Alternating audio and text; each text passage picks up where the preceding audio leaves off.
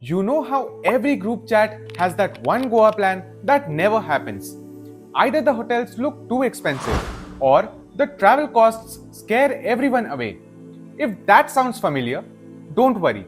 Today, we are going to show you exactly how you can do a full Goa trip under just 5000 rupees, where we'll walk you through how to reach, where to stay, what to eat, the beaches you should pick, the places you must visit, and everything that you need to know to keep your costs low without missing the real Goa vibe. So let's dive right in.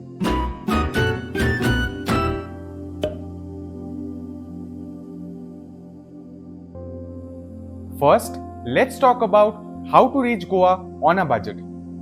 If you're flying to Goa within a 5000 rupee budget, the most practical option is the sleeper train. It's the cheapest and the most reliable way to reach Goa in 2026. Also, if you're traveling from Mumbai or Pune, you'll usually spend around 450 rupees to 650 rupees one way. From Bangalore, the fares are slightly higher, around 550 rupees to 750 rupees. From Hyderabad, expect to pay around 600 to 800 rupees, and from Ahmedabad, it usually ranges between 650 to 900 rupees.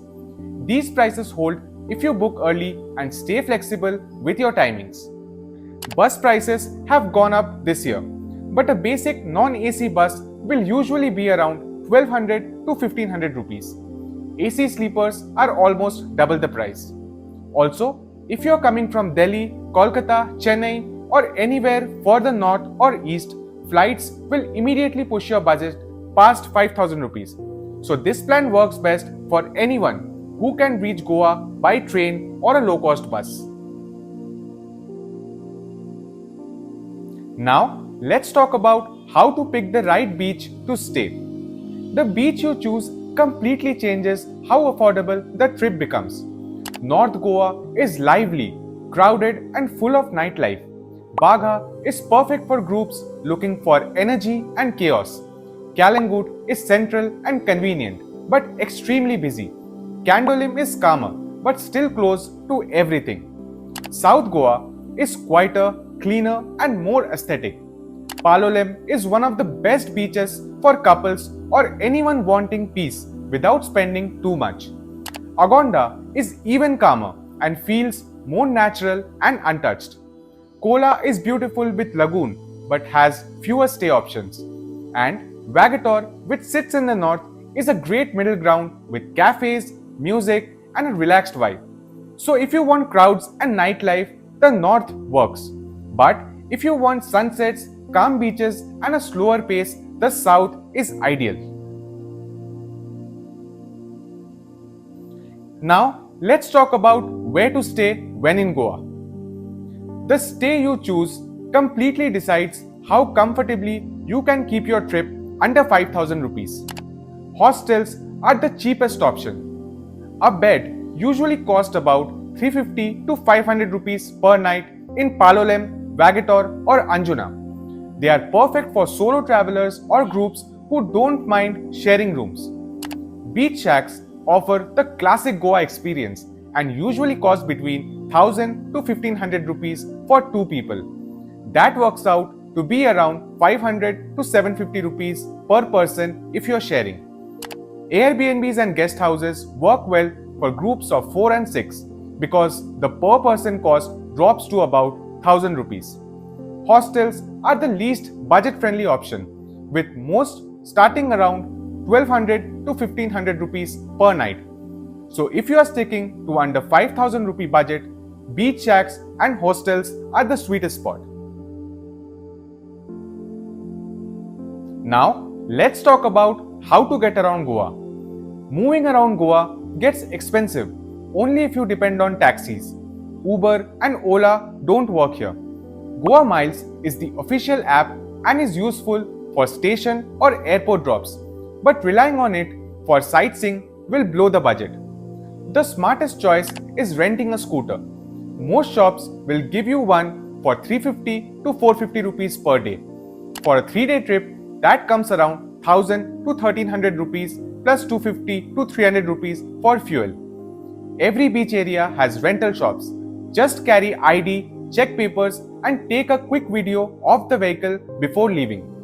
Also, if you are traveling as a large group, renting a big car and splitting the cost might work cheaper. Expect to pay around 2000 to 2500 per day. But for most people, scooty is the simplest and the most budget-friendly choice.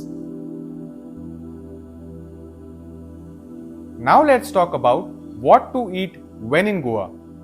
Goa is easy to manage on a food budget if you stick to local places. A good fish thali can cost between 120 to 200 rupees. Local eateries serve prawn curry rice, chicken sakoti, roast omelette and simple veg meals at fair prices. Beach shacks are slightly pricier but still manageable at 180 to 300 rupees if you order smartly. If you want to try well-known restaurants, you can visit Martin's Corner, Fisherman's Wharf, Infanteria in Kalangut, Baba's Little Italy in Palolem or Ritz Classic in Panaji. These will cost about 350 to 450 rupees per person, so it's better to stick to one or two meals. As long as you balance local meals with one of the two nice places, food stays affordable. Next, let's talk about some of the famous spots in Goa. You can cover a mix of North Goa and South Goa within 2 or 3 days. In the north, Agoda Fort has a very small entry fee between 25 rupees and 40 rupees. Kalangut, Candolim, Vagator and Anjuna beaches are all free. Chapura Fort, the famous Dil Chahta Hai spot, is free too. In the south, Palolem, Agonda and Kola all are free.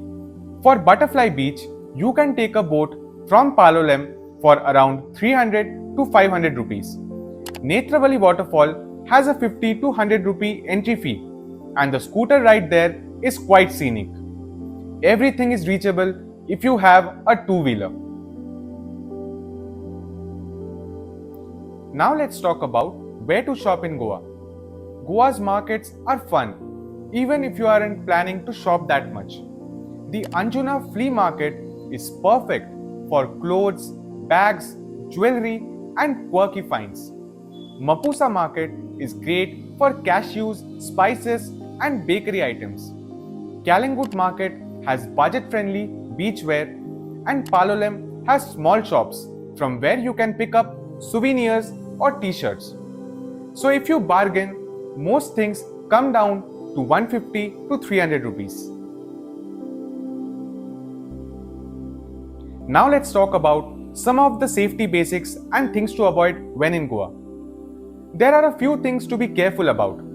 Avoid unregistered taxis because they tend to overcharge. Also, always check seafood prices before ordering. Don't leave any bags unattended on crowded beaches. And avoid swimming when you see a red flag because the currents can really be dangerous. For any kind of emergency, you can dial Goa Police at 100, ambulance at 108 and the National Tourism Helpline at 1364. So keep this number in handy and be aware whenever you are in Goa. Next, let's talk about what to expect when in Goa. The best parts of Goa are the clean beaches, great food, friendly people, and the freedom to explore at your own pace. It's a place where you can slow down and feel at home almost instantly.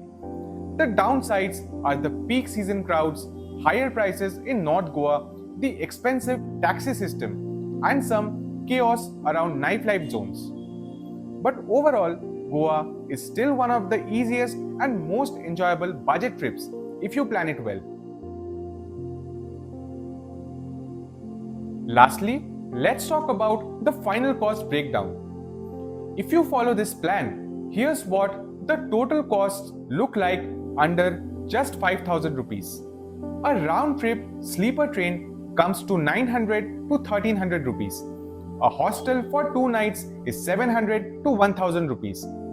Food for the whole trip will be 1000 to 1300 rupees if you eat local. A scooter for 3 days will be 1000 to 1300 rupees including fuel. Sightseeing entries come to around 75 to 150 rupees. Shopping and extra snacks will be 150 to 250 rupees. All of this together comes to around 4000 to 5600 rupees. If you skip shopping and eat smart, you will easily be able to do Goa within the 5000 rupee budget. Also, here's a quick summary of the complete budget breakdown to travel to Goa. So pause this video right now and take a screenshot to save it for your next Goa trip. That's your complete budget-friendly guide in Goa that works perfectly for students, couples and groups who just want a fun, affordable beach trip without overthinking it. Also, if you want more practical travel videos like this, make sure you like the video, share it with your friends and subscribe to Thrifty Explorers. And if you want us to plan more low-budget itineraries for other destinations, do let us know in the comments. Until then, stay safe, stay thrifty, and we'll see you in the next one.